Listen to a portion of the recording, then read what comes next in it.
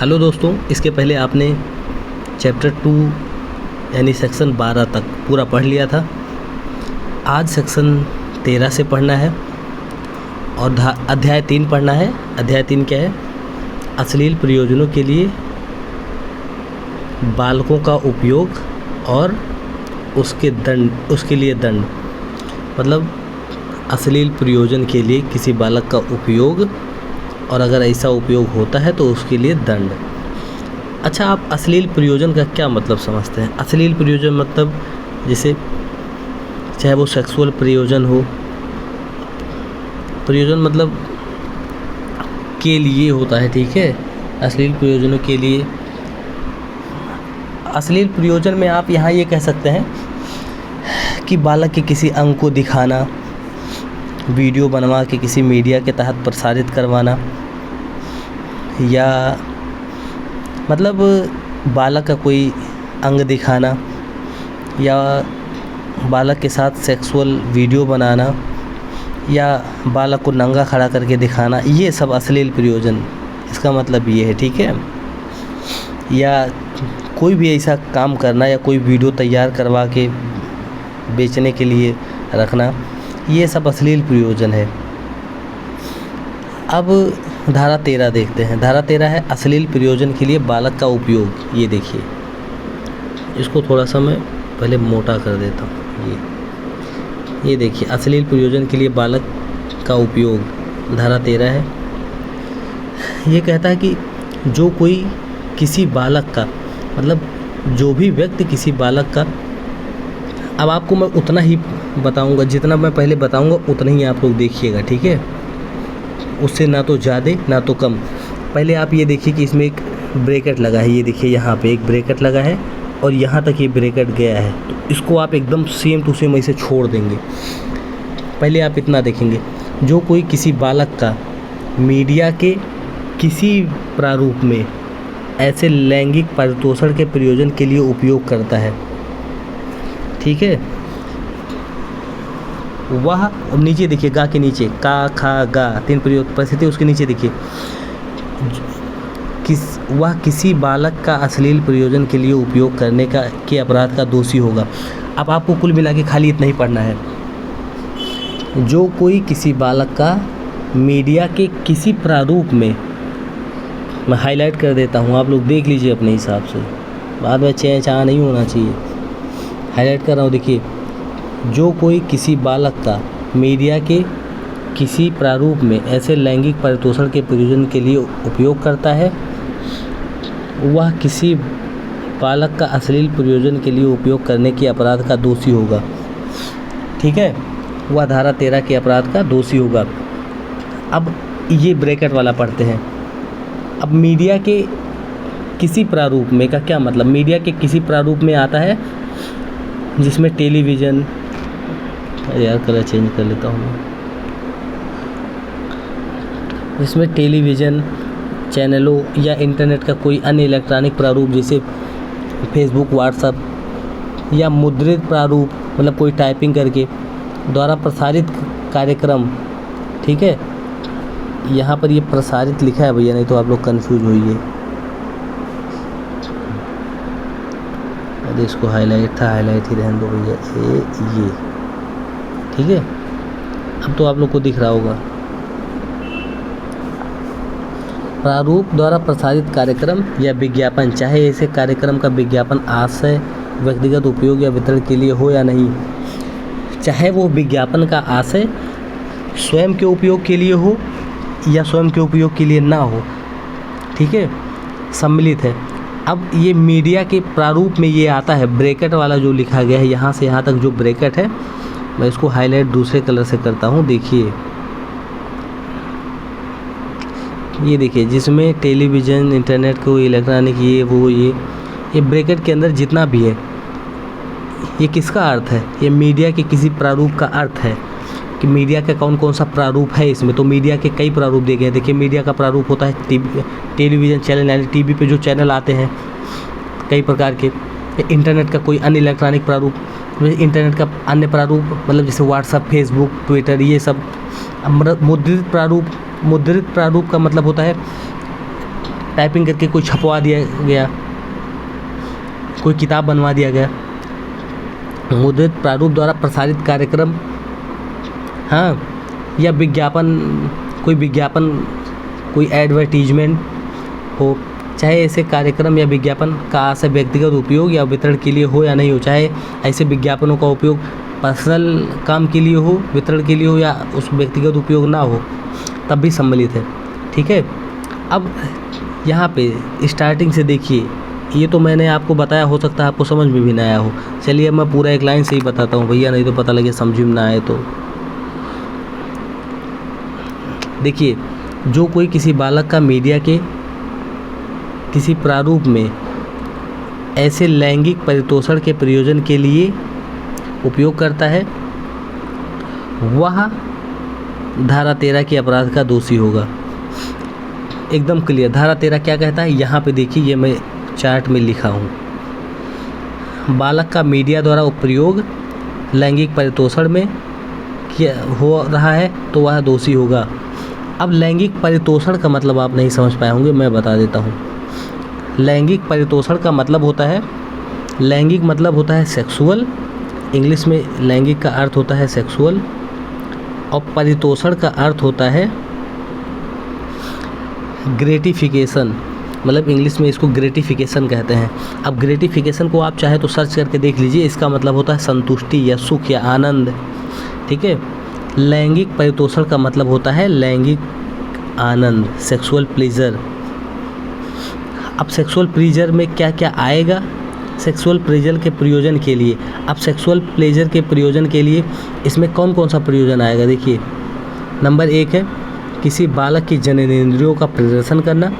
अब जननेंद्रिय के मतलब क्या होता है, जैसे बालक का जो प्राइवेट पार्ट होता है, ठीक है, उसको जननेंद्रिय कहते हैं। तो किसी बालक के प्राइवेट पार्ट का प्रदर्शन करना। या नंबर 2 है किसी बालक का उपयोग वास्तविक या नकली लैंगिक कार्यों में करना। अब लैंगिक कार्य चाहे वो प्रवेशन के साथ हो या उसके बिना हो, इसका मतलब ये है कि इसका एग्जाम्पल है, जैसे मान लीजिए कोई बालक के साथ सेक्स वीडियो बना रहा है, ठीक है। अब चाहे वो असली सेक्स वीडियो बना रहा है, चाहे बालक का प्रारूप लेके नकली बना रहा है, अब उसमें प्रवेशन के साथ हो, चाहे वो प्रॉपर इंटरकोर्स हो रहा हो, सेक्स हो रहा हो, चाहे सेक्स ना हो रहा हो, ठीक है, ये है। और तीसरा है किसी बालक का अशोभनीय अश्लीलतापूर्ण प्रदर्शन करना। बालक का अशोभनीय या अश्लीलतापूर्ण प्रदर्शन में क्या क्या चीज़ आएगा, अशोभनीय एवं अश्लीलतापूर्ण प्रदर्शन में आएगा कि मान लीजिए किसी बालक को नंगा खड़ा कर दीजिए आप, ठीक है, या ऐसा कोई उसका फिगर बना दीजिए कि उससे देख के लगे कि हाँ ये अश्लील प्रयोजन है, ठीक है, तो वह भैया इस अपराध का दोषी होगा। अब ये अपराध जो है बालक का अश्लील प्रयोजन के लिए उपयोग, ये तो धारा 13 है, ठीक है, तो धारा 13 के अपराध का दोषी होगा। अब इसका मतलब एक लाइन में आप समझ लीजिए, जो कोई किसी भी बालक का वीडियो बनाएगा, चाहे वीडियो प्रसारित करेगा, सेक्स वीडियो, या उसका किसी अंग को प्रदर्शित करेगा या अशोभनीय कार्य करेगा, तो चाहे वो ऐसा कार्य किसी भी प्रारूप में हो, चाहे वो मीडिया के किसी भी प्रारूप में, चाहे टीवी पे प्रसारित करे, इंटरनेट पे करे, या व्हाट्सएप पे, फेसबुक पे, कहीं भी अगर ऐसा प्रसारित करेगा, और किस लिए प्रसारित करेगा, लैंगिक परितोषण के लिए, मतलब सेक्सुअल प्लेजर के लिए, सेक्सुअल आनंद, जैसे सेक्स वीडियो देख के क्या फील होता है भाई, लैंगिक परितोषण ही तो होता है, लैंगिक आनंद ही तो मिलता है। आप लोग को क्या होता है, आप अपने हिसाब से बताइए, सेक्स वीडियो देख के क्या फील होता है भैया। उसके लिए सेक्सुअल प्लेजर के लिए अगर बालक का कोई वीडियो, फ़ोटो या कुछ भी, या उसका कोई अंग मीडिया के किसी भी माध्यम के द्वारा दिखाता है, तो वह धारा 13 के अधीन दोषी होगा। अब अगर समझ में ना आया हो भैया तो फिर से वीडियो देख लेना। स्पष्टीकरण में है, बालक का उपयोग पद में अश्लील सामग्री को अब जैसे बालक का उपयोग का मतलब है खाली यही नहीं कि बालक का आप उपयोग कर रहे हैं, सेक्स वीडियो बना ही रहे हैं। बालक के उपयोग में उस वीडियो को तैयार कराना, उसका उत्पादन कराना, मतलब वो ऐसा काम करवाना,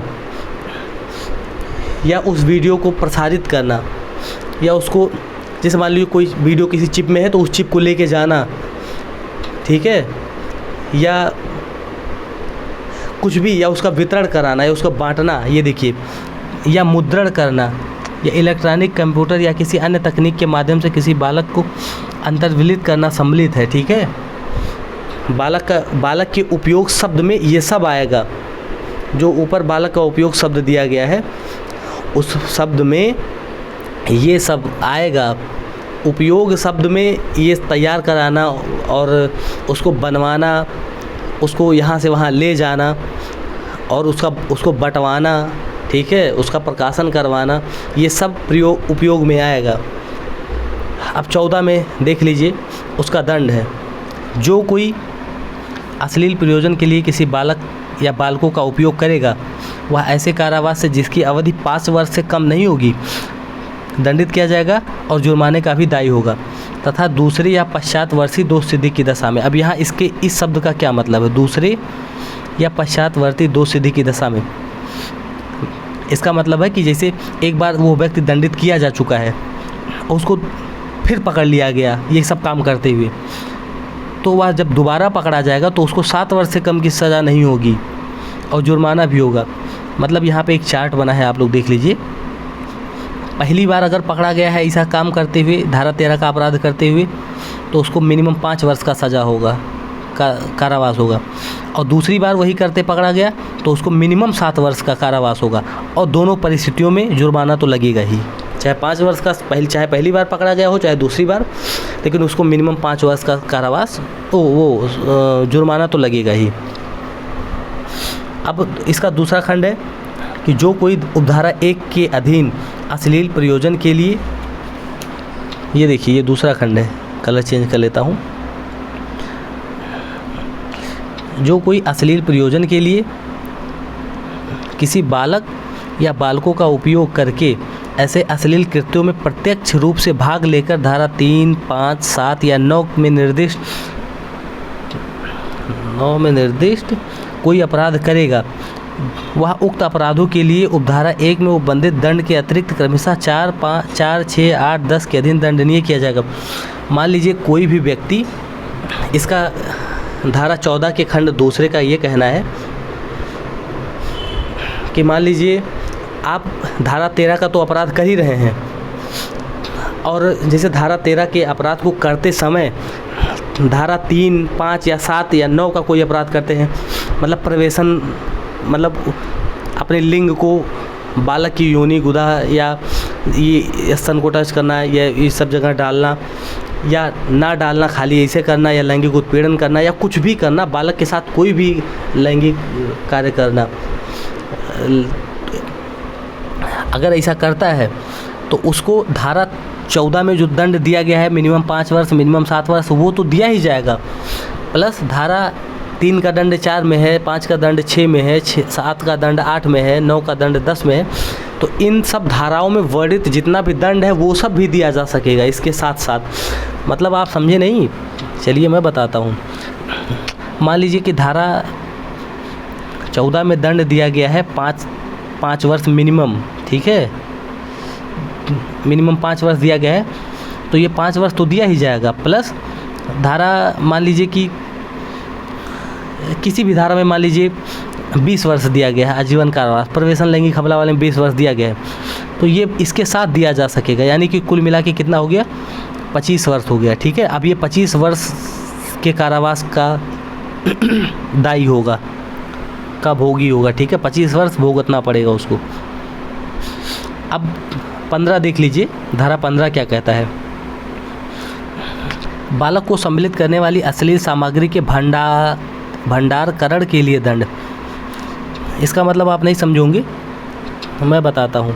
मान लीजिए बालक को सम्मिलित करने वाला कोई वीडियो है, मान लीजिए बालक का कोई सेक्स वीडियो बना लिया गया है, अब उसको उसके भंडारण के लिए, भंडारण मतलब उसको रखने के लिए अपने कंप्यूटर में मान लीजिए आप रखे हैं वो बालक का सामग्री, तो उसके लिए दंड क्या है।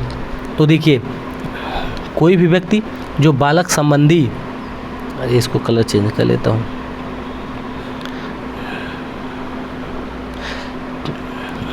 कोई भी व्यक्ति जो बालक संबंधी अश्लील साहित्य को साझा करेगा, यानी कि वो बांटेगा, किसी के साथ शेयर करेगा, या पारित करने के आशय से, पारित करना मतलब चलाना, उसको चलाने के आशय से, उसको आगे बढ़ाने के आशय से किसी बालक को सम्मिलित करने वाली अश्लील सामग्री।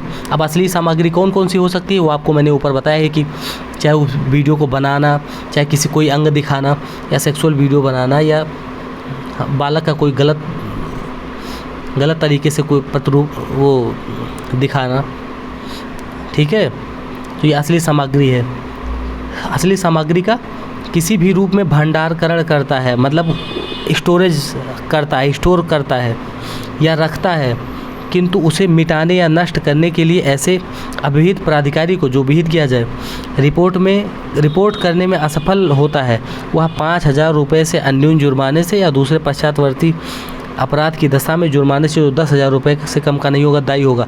अब ये देखिए, पॉक्सो एक्ट में ये बहुत अच्छा नियम है कि मान लीजिए अगर आप कोई ऐसा वीडियो या कोई ऐसा साहित्य, ऐसा कुछ भी चीज़ रखते हैं जो बच्चों को सम्मिलित करने वाली हो, या बच्चों की अश्लीलता से भरा हुआ है, या बच्चों का सेक्स वीडियो, मैं एक एग्जांपल दे रहा हूँ।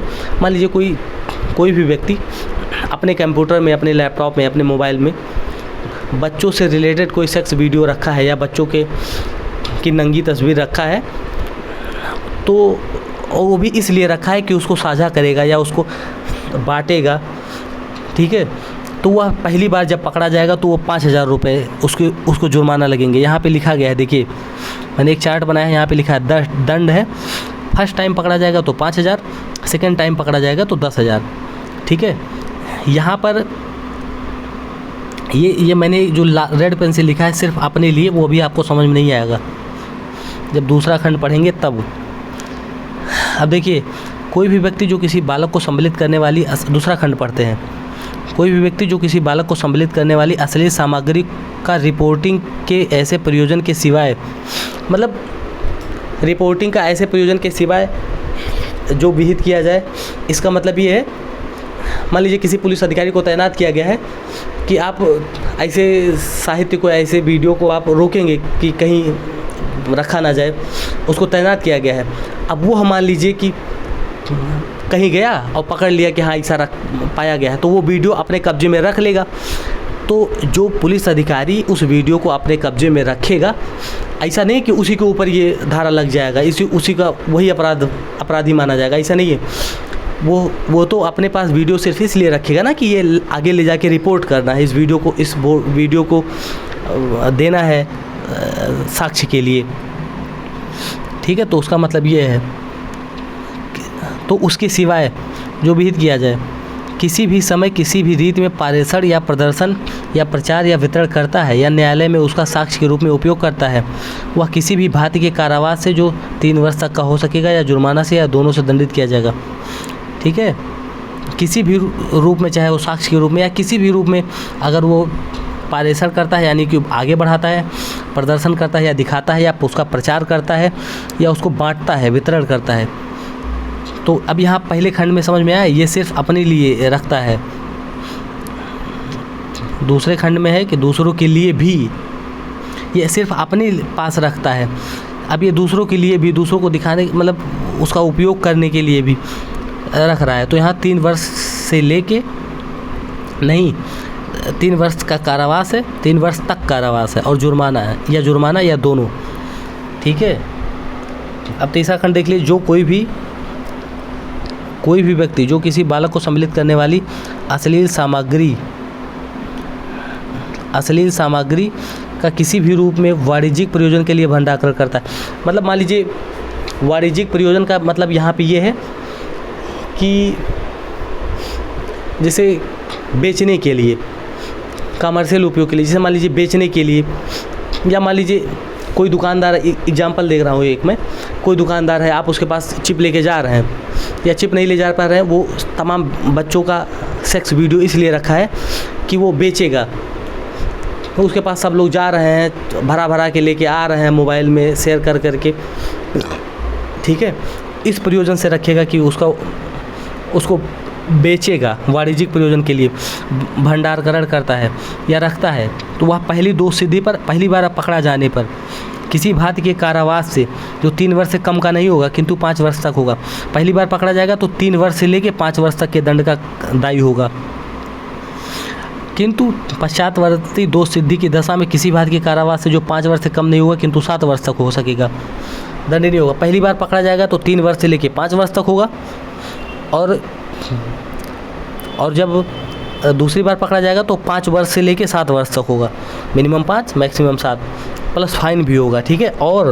और जुर्माने का भी, यानी कि जुर्माना प्लस में है, कारावास तो होगा ही प्लस जुर्माना है, ठीक है। जो कोई व्यक्ति किसी वाणिज्यिक प्रयोजन के लिए बालकों से संबंधित अश्लील सामग्री रखता है, वह पहली बार पकड़े जाने पे, दोष सिद्धि किए जाने पे 3 वर्ष मिनिमम 3 वर्ष से लेके 5 वर्ष तक के कारावास का भागी होगा, और दूसरी बार पकड़े जाने पर मिनिमम 5 वर्ष से लेके 7 वर्ष तक के कारावास का दायी होगा।